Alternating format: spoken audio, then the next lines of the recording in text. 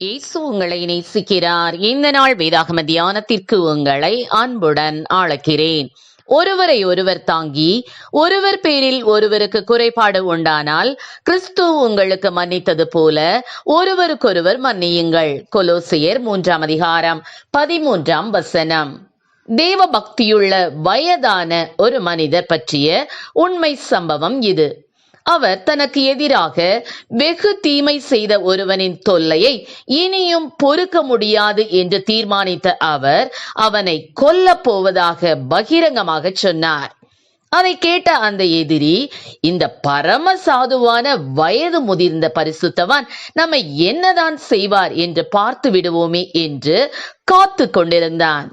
உண்மையில் அந்த வயதான தேவ மனிதன் தீமைக்கு தீமை செய்வதற்கு பதிலாக தன்னால் ஆனவரை சமய சந்தர்ப்பங்களை தேடி தேடி தனது எதிரிக்கு ஏதாகிலும் நன்மை செய்து கொண்டே வந்தார்.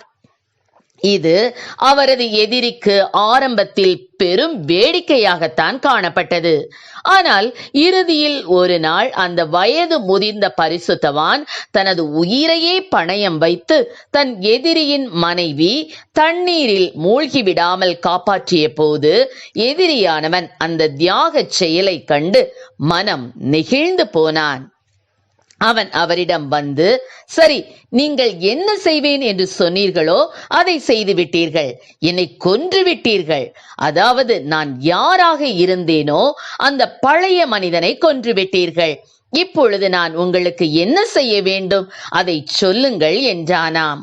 பின்னாட்களில் தேவனுக்கு பயந்து வாழும் உண்மையான கிறிஸ்தவனாக மாறினான். ஆம், ஒரு உண்மையான கிறிஸ்தவ செய்கையை உணர முடியாத அளவிற்கு இந்த உலகம் இன்னும் கல் நெஞ்சமாக இருக்கவில்லை. உலகத்துக்கு தேவை இன்னும் அதிக கிறிஸ்தவம் அல்ல, பொறுத்து போகும் கிறிஸ்தவ குணத்தையும் மன்னிப்பையும் கடைபிடிக்கும் இன்னும் அதிக கிறிஸ்தவர்களே. ஆம், என கருமையானவர்களே, பொறுத்து போகுதல் என்ற வார்த்தை நமது அகராதிகளில் கூட இன்று காணப்படுவதில்லை. அது மற்றவர்களை குற்றம் தீர்க்காதிருத்தல், நம்மை சுற்றியுள்ளவர்களின் செயல்களையும் உள்நோக்கங்களையும் நியாயம் தீர்க்காமல் இருத்தல் என பொருள்படும். வேதம் கூறுகிறது, மிகுந்த மனத்தாழ்மையும் சாந்தமும் நீடிய பொறுமையும் உடையவர்களாய் அன்பினால் ஒருவரை ஒருவர் தாங்குங்கள் என்று. இன்று அநேகர் தனிமையில் தவிக்க காரணம் தங்கள் கசப்பினாலும் கடினமான வார்த்தைகளாலும் தங்கள் நண்பர்களை தாங்களே விரட்டிவிட்டதுதான். அநேக மனைவிகள் தங்கள் நச்சரிப்பினாலும் ஏச்சுக்களாலும் பேச்சுக்களாலும் கணவனின் அன்பை பெற முடியாமல் போய்விட்டார்கள். எனவே விவாகரத்தில் தான் அவர்கள் வாழ்க்கை போய் முடிந்து விடுகின்றது. ஏராளமான மக்கள் பல ஆண்டுகளுக்கு முன்னர் யாரோ தங்களுக்கு எதிராக சொன்ன அல்லது செய்த காரியங்களை குறித்த கசப்புகளையும் மன வேதனைகளையும் தங்கள் வாழ்நாள் முழுவதும் சுமந்து திரிகின்றனர். அவர்களுடைய மன கசப்பானது அவர்களுடைய வாழ்க்கையை மட்டுமல்ல, அவர்களை சுற்றியுள்ள மக்களின் வாழ்க்கைகளையும் விஷம் போல பரவி கெடுத்து போட்டது. அவர்கள் மன்னிப்பு மற்றும் பொறுத்து கொள்ளுதல் என்ற ரகசியத்தை ஒருபோதும் கற்றுக்கொள்ளவில்லை. யாதொரு கசப்பான வேர் முளைத்து எழும்பி கலக்கம் உண்டாக்குகிறதினால் அநேகர் தீட்டுப்படாத படிக்கு எச்சரிக்கையாயிருங்கள் என்று வேதம் கூறுகிறது. மேலும் வேதம் சொல்லுகிறது, ஒருவனையும் தூஷியாமலும் சண்டை பண்ணாமலும் பொறுமை உள்ளவர்களாய் எல்லா மனுஷருக்கும் சாந்த குணத்தையும் காண்பிக்க வேண்டும் என்று. மற்றவர்களுடைய குற்றங்குறைகளை பெரிதுபடுத்தி அவர்களுடைய நற்குணங்களை குறைத்து மதிப்பிடும் வரை நான் மகிழ்ச்சியாய் இருக்க முடியாது.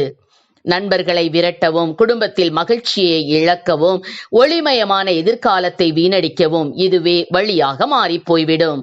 அண்டை அயலகத்தார் சண்டைகளுக்கும் குடும்ப பிணக்குகளுக்கும் சமுதாய தகராறுகளுக்கும் கிறிஸ்தவம் கூறும் ஒரே ஒரு வழிகாட்டி இதுதான். ஒருவரை ஒருவர் தாங்கி ஒருவர் பேரில் ஒருவருக்கு குறைபாடு உண்டானால் கிறிஸ்து உங்களுக்கு மன்னித்தது போல ஒருவருக்கொருவர் மன்னியுங்கள் என்பதே. கர்த்தர் நம்மை ஆசீர்வதிப்பாராக. ஆமென். ஜெபம். எங்களை அதிகமாய் நேசித்து வழிநடத்துகிற எங்கள் அன்பின் பரலோக பிதாவே, அப்பா, இந்த நாட்களிலும் எங்களுக்கு எதிராக எழும்புகிறவர்கள், எங்களை குற்றம் சாட்டுகிறவர்கள், இவர்கள் மேல் நாங்கள் கசப்பு கொள்ளாதபடி ஆண்டவரே, அப்பா, ஸ்தோத்திர ஆண்டவரே, ஸ்தோத்திர கர்த்தாவே, சாந்த குணத்தை காண்பிக்கவும் பொறுமையோடு இருக்கவும் கூடிய கிருபைகளை கொடுப்பீராக ராஜா. ஆசீர்வதியும். இயேசுவின் நாமத்திலே ஜெபிக்கிறோம் நல்ல பிதாவே. ஆமென்.